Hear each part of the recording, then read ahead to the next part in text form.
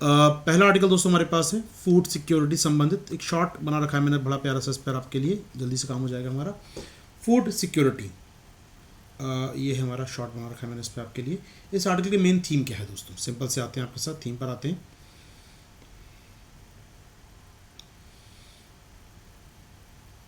पहली बात, राइटर हमारा इस आर्टिकल में कहता है कि भैया एसडीजी गोल है आपका, फूड की बात करें, खाने की बात करें, हंगर फ्री वर्ल्ड की एक संकल्पना है, 2030 तक भूख मुक्त विश्व की स्थापना करना है हमको। तो एसडीजी गोल नंबर कौन सा है दोस्तों, बताएंगे मुझे आप लोग। 1 2 3 इसमें से कोई गोल है SDG? Hunger free, poverty free, बीमारी फ्री, हमको ये बात करनी है। जी हाँ, एसडीजी गोल नंबर 2 आप जानते हैं हंगर फ्री वर्ल्ड की बात करता है, भुखमरी मुक्त विश्व की बात करता है, ठीक है। तो यहाँ पर एसडीजी गोल 2 हासिल यदि करना चाहते हैं आप, तो आपको 5 बेसिक्स पे काम करना होगा, ठीक है सर। अब ये 5 बेसिक्स क्या है वो जान लेते हैं फटाफट आपके साथ दोस्तों लोग। यहाँ पर वो 5 बेसिक्स क्या हैं, ठीक है। तो आपके संग आर्टिकल में चलता हूँ मैं यहाँ पर लेकर, तो 5 बेसिक्स पढ़ेंगे दोस्तों मेरे संग आप यहाँ पर। तो यूएन फूड सिक्योरिटी में कहता है कि जनाब आपको अगर एसडीजी नंबर 2 हासिल करना है तो आप 5 काम करने होंगे दोस्तों, आपको 5 एरियाज़ में काम करने होंगे। पहला, नरिश ऑल पीपल, सभी लोगों का पोषण करना होगा, फूड फॉर ऑल, सिंपल सी बात, सबके लिए भोजन। बूस्टर नेचर बेस्ड सॉल्यूशन, हमें ऐसे भोजन देना है जो प्रकृति आधारित हो, हमें केमिकल फार्मिंग या प्रकृति को नष्ट करके नहीं करना है, नेचर जो हमको दे रही है उसको उसके अकॉर्डिंग काम करना है, उसके अकॉर्डिंग भोजन देना है। एडवांस इक्विटेबल लिवलीहुड, जी हाँ, सभी लोगों को समानतापूर्वक आजीविका हो, यदि वो खरीद पाएँ भोजन जिससे कहीं ना कहीं वो लोग। Decent work and empowered community, जी हाँ, हमें अपने समाज को बेहतर बनाना है। बिल्ड रेजिलियंस टू वर्नेबिलिटीज़, जो सुभेद्यता है, कहीं चक्रवात आते हैं, फसल नष्ट हो जाती है, भुखमरी हो जाती है, उसको ख़त्म करना है हमको। शॉक्स एंड स्ट्रेस, जो समस्याएं आती हैं वर्नेबिलिटीज़ के। And acceleration of the means of the implementation, जी हाँ, क्रियान्वयन में तेज़ी लेकर आनी है। यानी अगर मैं अंडरलाइन कर पाऊँ दोस्तों आपके संग अलग कलर से, तो पहला काम क्या करना है दोस्तों को, पहला सभी लोगों को भोजन देना है, सभी लोगों को भोजन देना है, नरिश ऑल पीपल, पहला काम, सबके लिए भोजन। दूसरा, नेचर बेस्ड सॉल्यूशन, जी हाँ, प्रकृति आधारित समाधान चाहिए हमको यहाँ पर, सेकंड पॉइंट। तीसरा, advance equitable livelihood, decent work and empowerment community, जी हाँ दोस्तों, हमें सभी को आजीविका कमाने का मौका देना है, सभी को बेहतर, समुदायों को बेहतर जीवन देना है, जिससे न केवल भोजन बल्कि अन्य सुविधाएं मिल प्राप्त हो सकें उनको। चौथा काम, build resilience to vulnerable shocks and stress, जी हाँ, जो आपदाएं आती हैं, कोरोना आ गया, कहीं चक्रवात आ गया, उससे जो भोजन की कमी हो जाती है, हमें ऐसा बैंक, ऐसा फूड बैंक बना के रखना है कि इनकी समस्याएं ना आए, ऐसे हमको प्रयास करने हैं कि इनकी समस्या ना आए, कि कहीं भोजन की कमी हो जाए देश के अंदर। और अंतिम है, एक्सप्लोरेट द मीन्स ऑफ इम्प्लीमेंटेशन, जी हाँ, इसके क्रियान्वयन में तेज़ी करनी है, ठीक है दोस्तों। तो ये 5 पॉइंट हमने पहले ढूंढ लिए, ठीक है। ये 5 हमको बेसिक काम करने हैं दोस्तों, उम्मीद कर रहा हूँ सारे पॉइंट याद होते जा रहे हैं आपको यहाँ पर। तो पहला पॉइंट काम क्या करना है, पहला पैराग्राफ कहता है 5 बेसिक्स पर काम करना है, ठीक है। भारत पे हम बात करें, भारत पे हमने ऐसा किया है, याद रखिए ये पॉसिबल कब है, ये कब पॉसिबल है, जब आप कह रहे हैं 5 पॉइंट देखिएगा, आप कह रहे हैं सबके लिए भोजन, यानी फूड फॉर ऑल, यानी भोजन ज़्यादा पैदा करना है। दूसरी बात क्या कह रहे हैं आप, कि यहाँ पर लोगों को आजीविका कमाने का अधिकार हो, यहाँ पर वो कहीं ना कहीं लिवलीहुड कमा पाएँ, सबके लिए समुदाय उनको ताकत दे पाए। एनवायरनमेंट का ध्यान रखना है आपको, यहाँ पर इकोलॉजी का ध्यान रखना है पैदा करते समय, खेती करते समय। इसके अलावा आपको यहाँ पर आपदाओं से फ्री रहना है, आपदा के समय संकट ना आए, और कहीं ना कहीं लास्ट पॉइंट है इम्प्लीमेंटेशन, क्रियान्वयन को बेहतर करना है। यदि आपको 5 पर काम करना है तो 3 सेक्शन ऑफ सोसाइटी को शामिल करना होगा, 3 सेक्शन ऑफ जीएस को शामिल करना होगा। फूड को बढ़ावा देना है और एनवायरनमेंट को बचाना है, तो we need a science based solution. Organic farming की बात कर सकते हैं, अच्छी प्रोडक्टिविटी की बात कर सकते हैं, यानी हमको साइंस को बढ़ावा देंगे तभी अच्छा उत्पादन और सतत उत्पादन होगा, सस्टेन करेगा फूड। सोसाइटी को एम्पावर करेंगे तभी लोगों की आजीविका बनेगी, और तभी हमारी सोसाइटी में कहीं ना कहीं लोगों को रोज़गार के अवसर मिलेंगे और समानता के अवसर मिलेंगे। पॉलिसी अच्छी बनाएंगे हम लोग, क्रियान्वयन अच्छा करेंगे तो क्रियान्वयन अच्छा कर पाएंगे और अपनी समुदायों को आपदा से बचा पाएंगे, आपदा के समय उन तक तुरंत पहुंच पाएंगे। होने दो यार बाढ़, आने दो चक्रवात, सरकार तैयार बैठी है, जैसे चक्रवात आएगा तुरंत आप तक सहायता पहुंचा देगी, आपको चक्रवात की चेतावनी जारी की जाएगी, भोजन दिया जाएगा, शेल्टर दिया जाएगा, डरने की कोई बात नहीं है, भोजन कमी नहीं होगी।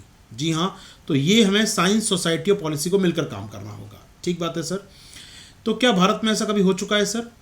हमने देखा ग्रीन रेवोल्यूशन हमने लॉन्च की भारत में 1960s के दशक में दोस्तों, उसमें हमने देखा किस प्रकार साइंस और पॉलिसी मिलकर चल रहे थे। एक तरफ अच्छे क्वालिटी के बीज आ रहे थे, एक तरफ इरिगेशन आ रहा था, हाई यील्ड वैरायटी सीड्स आ रहे थे, फर्टिलाइज़र आ रहे थे, और दूसरी तरफ सरकार इम्प्लीमेंट करने को तैयार थी, सरकार का विज़न बहुत क्लियर था, सरकारी ब्यूरोक्रेसी काम करने को तैयार थी, यानी कहीं ना कहीं पॉलिसी इम्प्लीमेंटेशन अच्छा हो रहा था। ठीक बात की सर आपने यहाँ पर, बिल्कुल सही बात की। और सोसाइटी को बदलने का हम प्रयास कर रहे थे। किस प्रकार से?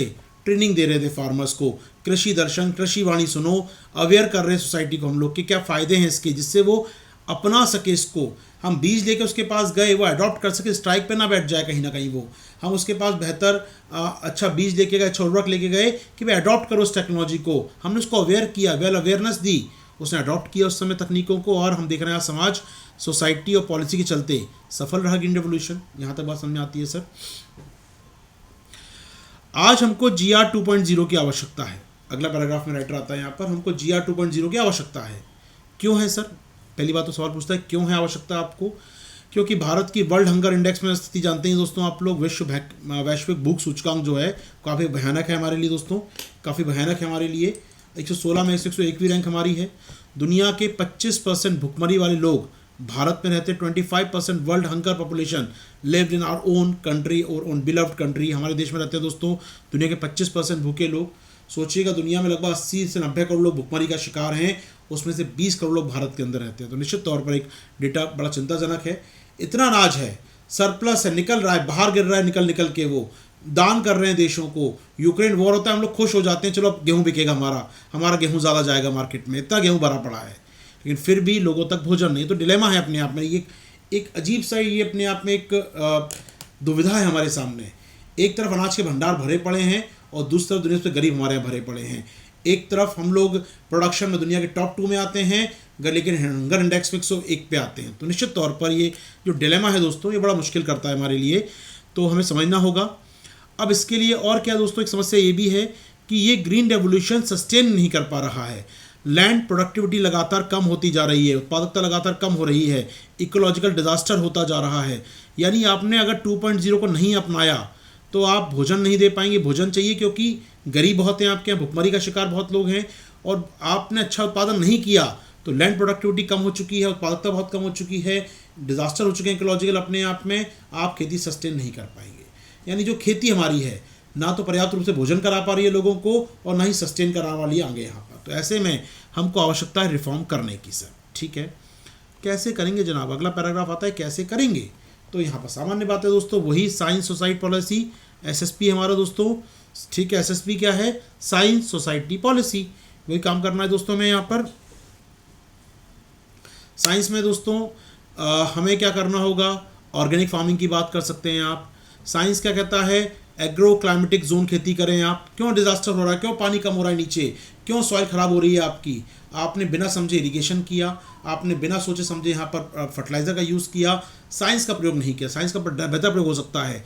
तो कृषि जलवायु खेतों के साथ खेती करें, अच्छे बीज, अच्छे R&D करें हम लोग, ऑर्गेनिक फार्मिंग को बढ़ावा दें, ZBNF की बात आ रही बढ़ावा दें। यानी हम लोग साइंस को आगे लेकर आएँ, साइंस डिसाइड करे कि हमें कैसे काम करना है। ठीक है, समुदाय कैसे बनेगा दोस्तों? लोगों का व्यवहार बदलना पड़ेगा। जी हाँ, व्यवहार में बदलाव आना चाहिए उनके। कहीं ना कहीं वो केमिकल फार्मिंग का जो लालच है उसको छोड़िए, क्योंकि अगर लॉन्ग टर्म सस्टेन नहीं कर पाई खेती, आज आप कमा लेंगे इस खेत से बहुत ज़्यादा पैसा, लेकिन 2 साल बाद, 5 साल बाद खेती नहीं होगी, तब जीरो पे आ जाएंगे।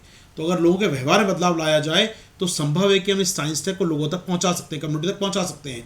तो कम्युनिटी को अवेयर करना, जो हमने उस समय किया कृषि दर्शन, कृषि वाणी करके, आज PM साहब कर रहे हैं मन की बात में। आज PM साहब आते हैं रेडियो पर, आज PM साहब आते हैं आपके सामने और कहते हैं जनाब उत्पादन कीजिए ऑर्गेनिक फार्मिंग का। आज कहते हैं 6i+ गाय के बारे में। यानी हम क्या कर रहे हैं? अब हम लोग को अवेयर कर रहे हैं नए तरीके से। आज वो कृषि वाणी, कृषि दर्शन नहीं है तो कृषि चैनल है। कृषि वाणी, कृषि दर्शन नहीं है तो आज कृषि का DTH चैनल है, कृषि ड्रोन है, कृषि विमान है, कृषि सेवा है, किसान रथ है, किसान रेल है, बहुत कुछ है आपके लिए। जी हाँ, अवेयर करने का नए नए तकनीकें, लेकिन अल्टीमेटली अवेयर हो जाएं आप। ठीक है, तो पॉलिसी मेकिंग अभी भी ज़रूरी है दोस्तों, पॉलिसी काम करना ज़रूरी है, लेकिन हमारे यहाँ इस पर बहुत कम ध्यान हो रहा है। पॉलिसी ज़्यादा चेंज होती रहती हैं। आवश्यकता स्ट्रॉन्ग किया जाए, सप्लाई चेन को बढ़ाया जाए, तभी हम लोग आने वाले समय में ग्रीन रेवोल्यूशन 2.0 को कर पाएंगे। छोड़ दीजिए, याद नहीं होता ना, छोड़ दीजिए। 6i+ काऊ याद है? उसी को बना लीजिए, बेस हमेशा काम आएगा। भूल जाओ ये क्या कहता है, ये सारी बातें वही हैं अल्टीमेटली। 6i+ काऊ याद रखिएगा। अपने आप छुपाए, उसके अंदर सब कुछ है। कैसे छुपाए सर? महान रिपोर्ट है 6i+ काऊ। उसमें छुपा है इंटरनेट यानी तकनीक, उसमें छुपा है इनोवेशन यानी साइंस, उसमें छुपा है इरिगेशन के बेहतर तरीके यानी कि इकोलॉजी को बचाने का प्रयास, उसमें छुपा है ई नैम यानी मंडी की बात हो गई, यहाँ पर इंटरनेट यानी मंडी की बात हो गई, इसमें छुपा है अच्छा इंफ्रास्ट्रक्चर, इसमें छुपा है बेहतर इन्वेस्टमेंट, इसमें छुपा है अब इंटरनेट के जरिए लोगों तक अवेयर कर सकते हो किसानों को ना, आप अल्टीमेटली काम वही करना है। इसमें छुपा है गाय यानी कहीं ना कहीं खेती से अलावा अदर इनकम मिले किसानों को, अवेयरनेस बढ़े, उनके अंदर इनकम बढ़े, उनकी यहाँ पर एलाइड एक्टिविटीज़ बढ़े हमारे यहाँ पर। तो कहीं ना कहीं हम ये तो काम कर रहे हैं दोस्तों। इंश्योरेंस बीमा लें किसान, हमारे इंश्योरेंस दे रहे हैं किसान को, हम लोग क्या कर रहे हैं अल्टीमेटली लोगों को अवेयर कर रहे हैं भैया बीमा। आपको याद है पहले 5 पॉइंट क्या थे आपके, चौथा पॉइंट याद है 5 में से क्या था, आपदाओं के प्रति संरक्षण देना। कुछ भी हो जाए, आपदा आती रहे, लेकिन हम नहीं डरना। कब होगा? जब मेरे पास बीमा होगा। मेरे पास बीमा होगा तो मैं नहीं डरूंगा आपदा से। जी हाँ, तो हम ये तो कर रहे हैं ऑलरेडी।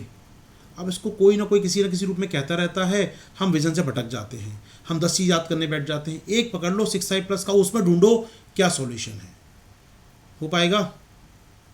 एक फॉर्मूला याद करो बेटा 6i+ का होगा, बहुत आसान है। इसके बाद चीज़ें, सबका मालिक एक, सबका समाधान एक। क्या आर्टिकल क्लियर हो गया दोस्तों मेरे? बताइए जल्दी से आप मुझे, फिर मैं आगे बढ़ूंगा आपके साथ। पानी लान दो यार, पानी ख़त्म हो गया मुझे।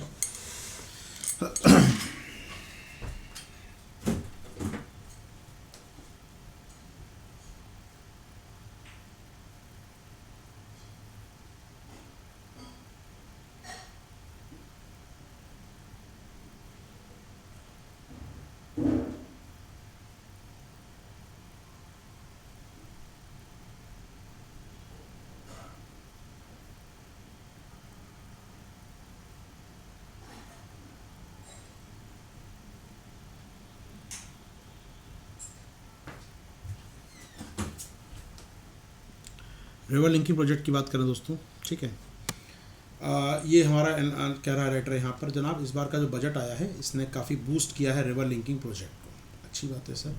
तो यहाँ पर ये कह रहा है कि कॉस्ट एंड बेनिफिट आप जो देख रहे हैं वो आपको थोड़ा सा सावधानीपूर्वक देखना होगा कि जो उसके फ़ायदे हैं और जो उसके नुकसान हैं। तो यहाँ पर कंपेयर कर रहा है, और यहाँ पर ये अच्छी बात कह रहा है। देखिए दोस्तों, बड़ा इंटरेस्टिंग बात कह रहा है, ठीक है। तो यहाँ पर हमारा जो पानी कंज्यूम हो रहा है दोस्तों, आप देख रहे हैं ग्राउंड वाटर लगातार कंज्यूम हो रहा है, बहुत तेज़ी से बढ़ता जा रहा है कंज्यूमर हमारा, जबकि कैनाल से पानी हमारा सीमित बना हुआ है। यानी कैनाल बहुत तेज़ी से नहीं बढ़ रही हैं हमारे यहाँ। कैनाल नेटवर्क क्या होता है? नदी बना दी आपने और नदी से कैनाल नहरें निकाल दी आपने ना, तो कैनाल नेटवर्क इंप्रूव नहीं हो रहा है, लेकिन ग्राउंड वाटर इंप्रूव हो रहा है हमारा। ग्राउंड वाटर बहुत निकाल रहे हैं, यानी जो नदियाँ हैं उससे नहर भी निकाल रहे हैं। तो फिर आप क्या करेंगे बना के ना, और नदी जोड़ भी देंगे तो क्या मतलब है? ठीक है सर, चलो आइए को बता दो दोस्तों बातें यहाँ पर।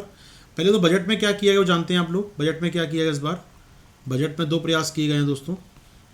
एक तो केन बेतवा लिंक के लिए 44,000 करोड़ का पैकेज है, जहाँ निर्मला जी ने बताया कि ये फ़ायदा होगा, इरिगेशन होगा, लोगों को रोज़गार मिलेगा, ड्रिंकिंग वाटर आएगा, इंडस्ट्री को पानी मिलेगा, वाटर एंड वाटर ब्ला ब्ला, बहुत सारी बातें उन्होंने कही वहाँ पर। इसके उन्होंने कहा कि 5 प्रोजेक्ट, 5 और नदियों को जोड़ने की बात चल रही है। उनकी डिटेल रिपोर्ट प्रोजेक्ट DRP तैयार हो चुका है, detail project report DPR, detail project report तैयार हो चुकी है उनकी, और उन पर काम चालू जल्दी हो जाएगा स्टेट गवर्नमेंट सलाह करने के बाद। तो आफ्टर स्टेट गवर्नमेंट रिकमेंड सलाह के बाद इसको ये चालू कर देंगे, ठीक है। नाम क्या है 5 के बेटा? अगर जानना चाहें तो आपकी स्क्रीन पर नाम पढ़ लेते हैं आपके संग, ऐसा ना लगे आपको किसी दोबारा में बताया आपने यहाँ पर। तो यहाँ पहली बात है केन बेतवा के 44,000 करोड़ जारी किए गए, अच्छी बात है। 62 लाख लोगों को पानी मिलेगा, 103 मेगावाट बिजली बनेगी, 27 मेगावाट सोलर पावर बनेगा, बहुत अच्छा कुछ हो रहा है, सब कुछ अच्छा है केन बेतवा के साथ। On the other hand draft DPR तैयार किए गए 5 नदियों के लिए दोस्तों, दमन गंगा पिंजल, प्रतापी नर्मदा, गोदावरी कृष्णा, कृष्णा पेन्नार और पेन्नार कावेरी। तो अल्टीमेटली गोदावरी से कावेरी बेटा, इसको एक साथ देखो अच्छा दिखेगा। गोदावरी से कृष्णा, कृष्णा से पेन्नार और पेन्नार से कावेरी, अल्टीमेटली गोदावरी से कावेरी। एक साथ देखो। अभी कुछ दिनों पहले बहुत विवाद हुआ था, तेलंगाना मारपीट की नौबत पे आ गया था, चर्चा उस पर भी करी थी हम लोगों ने करंट अफेयर्स क्लास में। ब्रीफ कर दूं यहाँ पर आपको मैं। हालांकि इस खबर का, इस आर्टिकल का उस खबर से कोई लेना देना नहीं है, लेकिन अभी 2 दिन पहले ऐसा हुआ था अपने साथ, ठीक है। तो गोदावरी कृष्णा, कृष्णा पेन्नार, पेन्नार कावेरी की बात हो रही है दोस्तों। 5 नदी को जोड़ने की बात चल रही है। आइए अब बात करें फ़ायदे क्या होते हैं, नदी जोड़ों के फ़ायदे क्या होते हैं सर, ठीक है। तो बेनिफिट्स की बात करते हैं। बेनिफिट्स है दोस्तों, और फिर इस आर्टिकल में कंसर्न की बात, चिंता की बात की गई। बड़ा प्यारा है, लगता है किसी की ब्यूरोक्रेट ने लिखा हुआ आर्टिकल, बिल्कुल ऐसे लिखा गया है, क्योंकि इसको लिखा है writer senior professor head department of economics and rural development, university Calcutta. अच्छे पढ़े लिखे आदमी लिखा है ये, तो थोड़ा सा ऐसा होता है ना यूनिवर्सिटी का आंसर की कंसर्न क्या है, बेनिफिट क्या है। तो पहले फैक्चुअल दे दिया, देखिए बड़ा आंसर लिखने का तरीका होता है ना, पहले फैक्चुअल दे दो सारा का सारा इन्फॉर्मेशन, ठीक है, फिर आ जाओ फायदे, फिर आ जाओ कंसर्न पर, ठीक है। आ जाओ फटाफट देखते हैं। फ़ायदे क्या हैं सर, बहुत सिंपल से फ़ायदे इसके दोस्तों। फ़ायदे जानते हैं हम लोग, नदी जोड़ों के फ़ायदे क्या होते हैं, माफ़ कीजिएगा, रिवर लिंकिंग प्रोजेक्ट के फ़ायदे सब जानते हैं, कोई नई बात तो नहीं कह रही ये भी। पहला पॉइंट, हमारी जो पेनिनसुलर रिवर हैं, जो प्रायद्वीपीय नदियां हैं दोस्तों, ये बारहमासी नहीं है, सदा नीरा नहीं है, एवरग्रीन नहीं है। यहाँ पर ये सीजनल रिवर्स होती हैं, कई बार सूख जाती हैं। और हमारी जो ये हिमालयन नदियाँ हैं दोस्तों, ये हिमालयन नदियाँ जो हैं, ये जो नदियाँ हैं सर हमारी, ये क्या हैं, एवरग्रीन है, साल भर बहती हैं पूरी बार ये।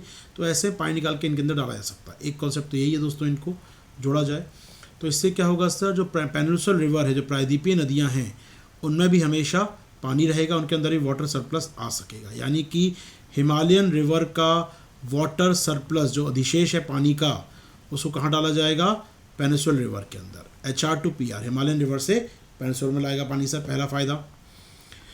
दूसरा फ़ायदा क्या होगा सर, इससे फूड सिक्योरिटी बढ़ेगी अल्टीमेटली, क्योंकि हमारे जो बेल्ट है, जैसे साउथ का बेल्ट है, वहाँ खेती बढ़ेगी, इससे प्रोडक्शन बढ़ेगा, फूड सिक्योरिटी बढ़ेगी। एम्प्लॉयमेंट क्रिएट होगा दोस्तों, रोज़गार क्रिएट होगा, गरीबी कम होगी, इससे लोग मानते हैं गरीबी कम हो जाएगी, नदी जोड़ेंगी इससे तो गरीबी कम हो जाएगी, पानी रहेगा तो गरीबी कम होगी, अर्बनाइजेशन बढ़ेगा, शहरीकरण होगा, इंडस्ट्री बनेगी, यहाँ पर आके उनको फ़ायदा मिलेगा सर। अच्छा लगता है सुनने में, सब काम होगा सर, ये सब काम होगा ये।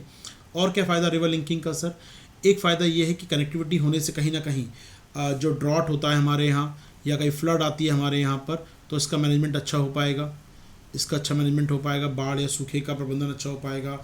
उत्तर की नदियों में, ब्रह्मपुत्रा में देखिए, बिहार के अंदर देखिए बाढ़ आती है हर साल, तो बाढ़ का पानी यहाँ जा पाएगा, तो ऑफकोर्स ड्रॉट और फ्लड आप मैनेज कर पाएंगे आराम से यहाँ पर सर। बाकी आप देख रहे हैं सारे फ़ायदे आपको दिख ही रहे हैं दोस्तों, यहाँ पर ना सारे फ़ायदे आपको दिख ही रहे हैं। एक बार क्लिक कर लेते हैं यहाँ पर दोस्तों, क्या क्या फ़ायदे हमको दिख रहे हैं, फटाफट देखते हैं। तो फ़ायदे कुछ हमको दोस्तों दिख रहे हैं यहाँ पर, अगर देखें तो Atal Bihari Vajpayee this and that, तो ये बात की बात है, हमारे काम का है। फ़ायदे क्या हैं, but the benefit of RLP, important बात है यहाँ पर। India heavily relies on the monsoon, Indian कृषि के लिए मानसून पर निर्भर करता है दोस्तों। मानसून, हमारी एग्रीकल्चर आउटपुट डिपेंड करता है मानसून के ऊपर।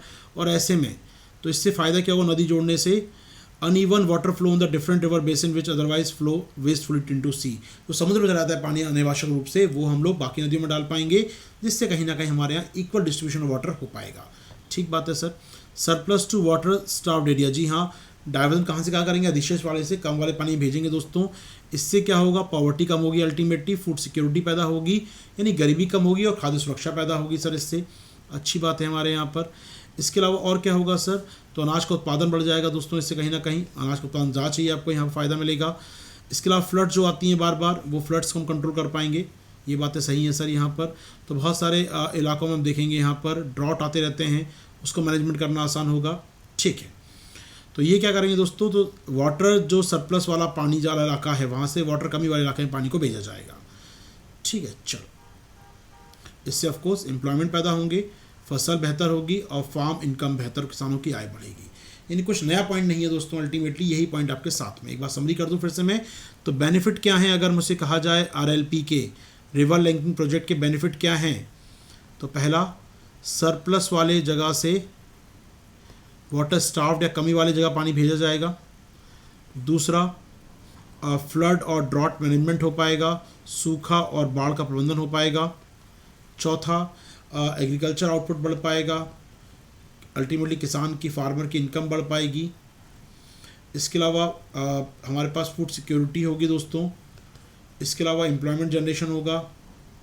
सारी अच्छी अच्छी बातें आपको दिख रही हैं।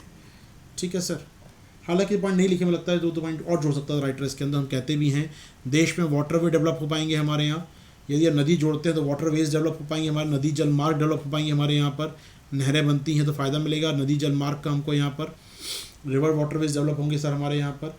इसके अलावा फ़ायदा और हो सकता है इंटीग्रेशन ऑफ इंडिया।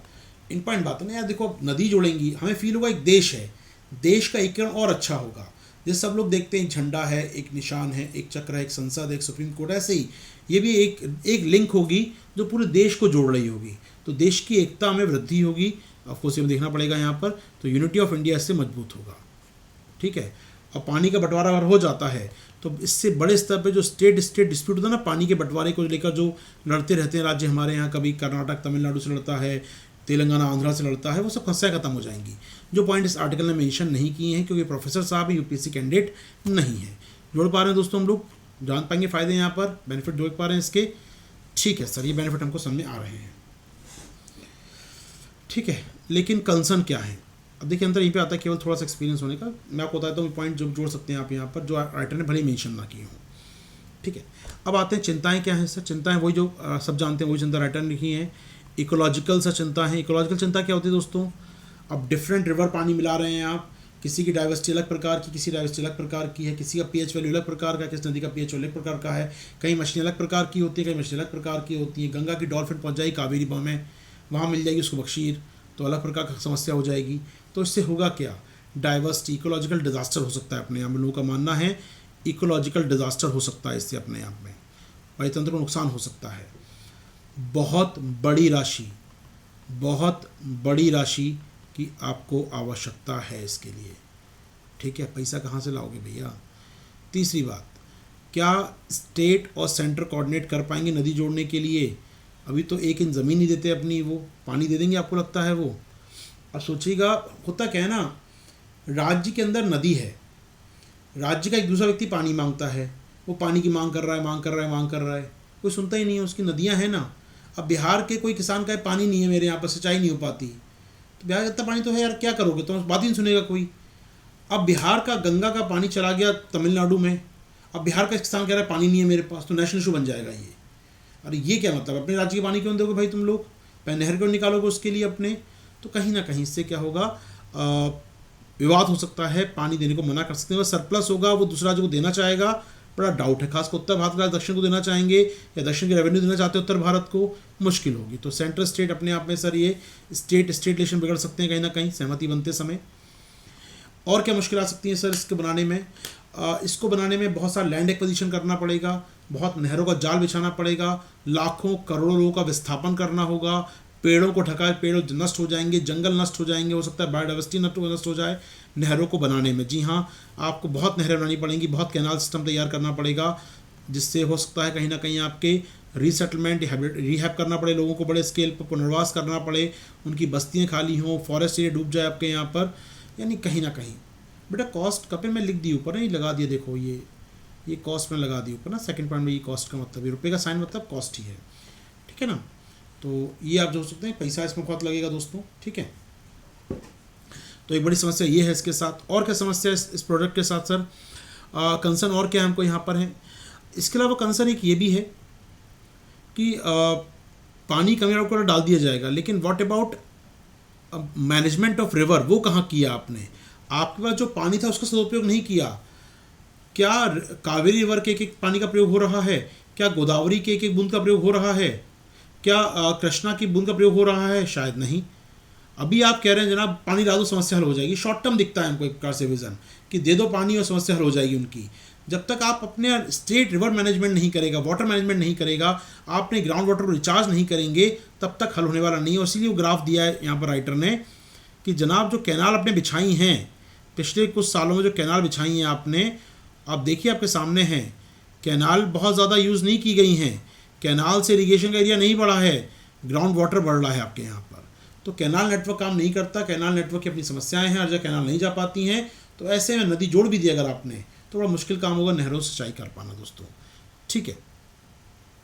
तो इसमें और कुछ बातें भी है, देख लेते हैं कंसर्न में दोस्तों, अंडरलाइन कर लेते हैं आपके साथ। कंसर्न क्या है यहाँ पर?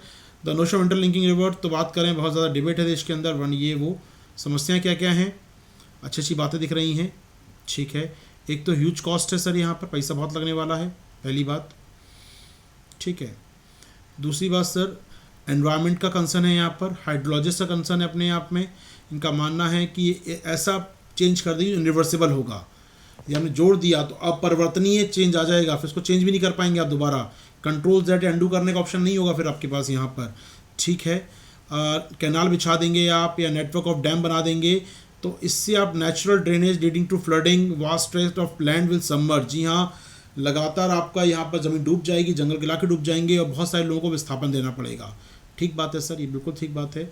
Surplus water should not be divert from a river on a large scale, excess water is necessary to keep river basin healthy. Extra पानी कहीं पर होता है तो नदी के बेसिन को मजबूत बनाता है, कई बार वो पानी फिल्टर होकर रिचार्ज करता है आपके ग्राउंड वाटर को। जी हाँ, हम देख चुके हैं यमुना में, यमुना का इलाका जो फ्लडेड होता है, कई बार फ्लड आती है यमुना के इलाके में तो आसपास से पानी नीचे जाके रिचार्ज हो जाता है। जी हाँ, तो इससे ग्राउंड वाटर रिचार्ज होता है आपका, दो राय नहीं है यहाँ पर। तो डिबेट चलती रहेगी एनवायरमेंट डेवलपमेंट की दोस्तों, यहाँ पर कोई समस्या नहीं है। हालांकि यहाँ पर राइटर समर्थन करता है, राइटर का मानना है कि आरएलपी जो है लिंकिंग प्रोजेक्ट जो है ये गरीबी को, पॉवर्टी को, फ्लड को और भोजन आपदा को ख़त्म करेगा। अच्छी परियोजना है। हालांकि इम्प्लीमेंट करने से पहले हमें राज्यों को सलाह लेनी पड़ेगी दोस्तों, टेक्निकल असेसमेंट करना पड़ेगा, तभी साइंटिफिक असेसमेंट करें, मूल्यांकन करें, उसके बाद ही इसमें को चेंज कर सकते हैं। ठीक है ना। तो यहाँ पर केवल पानी को सेंड करना पर्याप्त नहीं होगा। इसके अलावा दोस्तों हमेशा यहाँ पर कहा जाता है कि राज्यों में लड़ाई चलती रहेगी दोस्तों, state would be willing to share the surplus. तो यहाँ पर राज्यों को इंसेंटिव देने पड़ेंगे आपको, जिससे वो शेयर करने को तैयार हो सकें पानी को यहाँ पर। तो देखना पड़ेगा क्या होता है। हाल फिलहाल यहाँ पर आप देख रहे हैं समस्या चिंता बनी हुई है। क्या दोस्तों हो पाएगा ये आर्टिकल हमारा, ये क्या आर्टिकल हो पाएगा ये? ठीक है। तो एक कंसर्न है, क्या स्टेट मानेंगे आपके, राज्यवाद नहीं होगा इससे, क्या वो फंड अपनी नदी को पानी दे देंगे? ऐसा नहीं हो पाएगा। हो पाएगा दोस्तों आर्टिकल, ये कुछ पॉइंट जोड़ दिया मेरी तरफ से मैंने, रिवर लिंकिंग प्रोजेक्ट। ठीक है,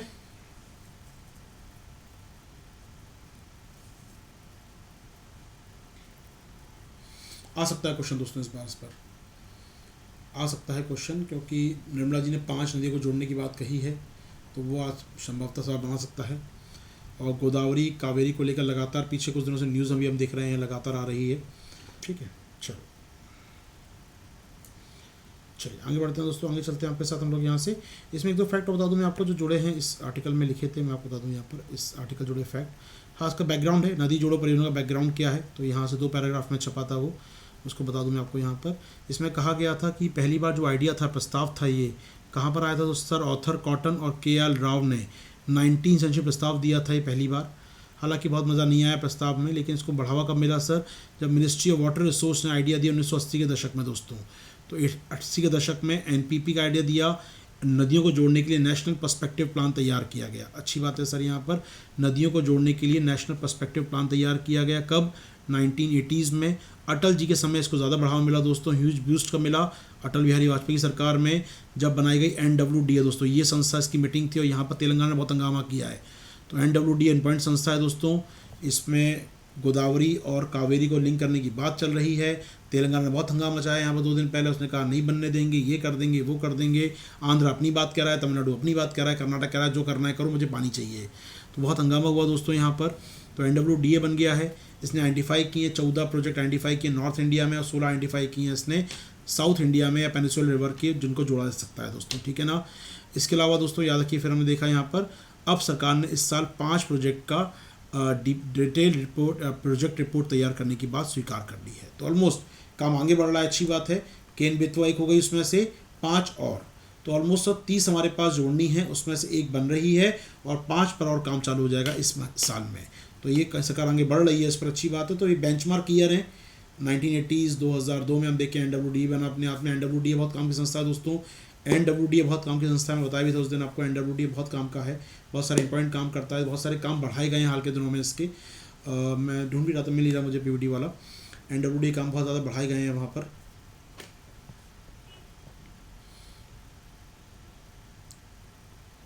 ठीक है, तेलंगाना ने बहुत हंगामा किया था उस दिन दोस्तों। ये 3 दिन पहले खबर है हमारे पास, 19 और 20 के आसपास की संडे की खबर है दोस्तों। तो इंटरलिंकिंग ऑफ गोदावरी कावेरी, क्योंकि इसमें बजट में रखा गया गोदावरी को कृष्णा से, कृष्णा को पेन्नार से और पेन्नार को कावेरी से लिंक किया जाएगा। तो तीनों प्रोजेक्ट हैं दोस्तों नदी जोड़ों के ये, और अल्टीमेटली गोदावरी कावेरी से लिंक किया जाएगा। इसको लेकर न्यूज़ थी, मीटिंग थी दोस्तों NWDA की। इसकी मीटिंग थी नई दिल्ली में, जहाँ पर जल शक्ति मंत्रालय में आता है NWDA, जहाँ आंध्रा, कर्नाटका, तमिलनाडु, पौंडीचेरी और तेलंगाना सब राज्य आए थे।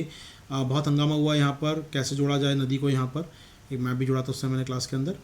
तो गोदावरी से कृष्णा होते हुए पेन्नार होते हुए पहुँचेगी कावेरी तक। तो NWDA का काम याद रखिएगा, NWDA आ सकता है दोस्तों आपके एग्ज़ाम में। ठीक है, तो यहाँ पर 2006 में इसको काम दिया गया था नदियों को जोड़ने का, यहाँ पर प्लान तैयार करने का, और लगातार से काम में वृद्धि की जाती रही है दोस्तों। तो याद रखिए, काम आ सकता है आपके लिए वॉट एवर NWDA आपका हो पाएगा हमारा काम यहाँ पर। चलिए दोस्तों, दो आर्टिकल हुए हमारे यहाँ पर, एक है पाइपलाइन का आर्टिकल और एक है अपना रशिया यूक्रेन का आर्टिकल। आज के हिंदू में तो 3 आर्टिकल रशिया यूक्रेन पे आए हैं, एक फूड वाला आर्टिकल दिखाया मैंने आपको आया था, 3 आर्टिकल रशिया यूक्रेन पर आए हैं। तो वो तीनों में को मिलाकर मैं करूँगा आपसे बात, अभी नहीं करूँगा, मैं बाद में करूँगा बात दोस्तों, ठीक है। तो अभी मैं नहीं कर रहा हूँ, इस क्लास को रोकता हूँ यहाँ पर मैं आपके साथ, ठीक है। अपन मिलेंगे दोस्तों 11:30 बजे MCQ में, यहाँ पर 11:40 पर MCQ सेशन लगा रहा है आपका, तो वहाँ मिलेंगे आपके साथ 11:40, हाँ ठीक है। तो वहाँ मिलते हैं आपके साथ दोस्तों, कंटिन्यू करेंगे सेशन को हम लोग वहाँ पर, ठीक है। चलिए, बाकी आप जानते ही हैं, जुड़ सकते हैं अनअकैडमी पर हमारे साथ, ठीक है। आप जुड़ सकते हैं टीम से हमारे अनअकैडमी के दोस्तों। याद रखिए, संडे को ना कॉम्बैक्ट हुआ, शानदार वाला कॉम्बैक्ट है, 27 तारीख को सुबह 11 बजे, प्राइजेज अल्टीमेट सर, जुड़िए हमारे संग, कोडियोस के आशीर्वाद 10 लास्ट डेट दोस्तों आज। कॉम्बैक्ट की फ़ीस काफ़ी कम, इसकी फ़ीस काफ़ी कम है कॉम्बो की, इस समय आप ज्वाइन कर सकते हैं हमको यहाँ पर। अगर हम देखें तो कितनी फ़ीस है सर, आपके स्क्रीन में देख रहे हैं दोस्तों हम लोग, 62,000 फॉर 12 मंथ आइकॉनिक कॉम्बो, और 12 मंथ का GS कॉम्बो जो प्लस कॉम्बो है सर, नियरली फीस है उसकी 51,000। UA लाइट फीस 3,000 है दोस्तों, और 28 टेस्ट हैं आपके लिए यहाँ पर।